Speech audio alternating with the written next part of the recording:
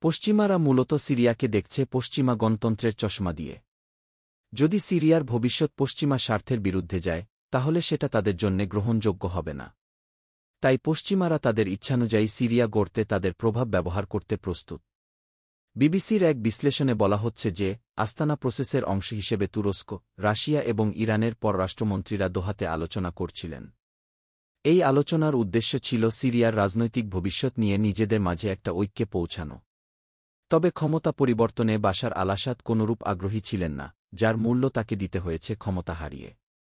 যদিও বিদ্রোহীদের নেতৃত্বে থাকা হায়াত তাহরির আল-শাম বা এইচটিএসের নেতা আবু মুহাম্মদ আল-জুলানি বলেছেন যে, তারা শান্তিপূর্ণ ক্ষমতা হস্তান্তর চাইছেন, তথাপি যে ব্যাপারটা বাস্তবতা তা হল এইচটিএস হল অনেকগুলি গ্রুপের মাঝে একটা গ্রুপ।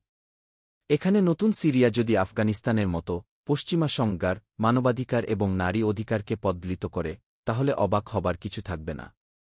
আবার লিবিয়ার মতো নিজেদের মাঝে যে তারা দ্বন্দ্বে জড়াবে না, সেটাও নিশ্চিত নয়। জন শার্স বলছেন যে ১-০-১-২ বছর আগে তিনি যখন MI6 এর প্রধান ছিলেন, তখন তাদেরকে হিসেব করতে হয়েছে যে সিরিয়ার কোনো বিদ্রোহী গ্রুপকে অস্ত্র সহায়তা দেয়া যায়। এর মাঝে এইচটিএস ছিল সহায়তা না পাওয়া গ্রুপের মাঝে। তবে গত ১-০ বছরে এইচটিএসের নেতা আবু মুহাম্মদ আল-জুলানি তার দলকে আল-কায়েদা থেকে দূরে সরিয়ে আনার জন্যে যথেষ্ট প্রচেষ্টা চালিয়েছেন।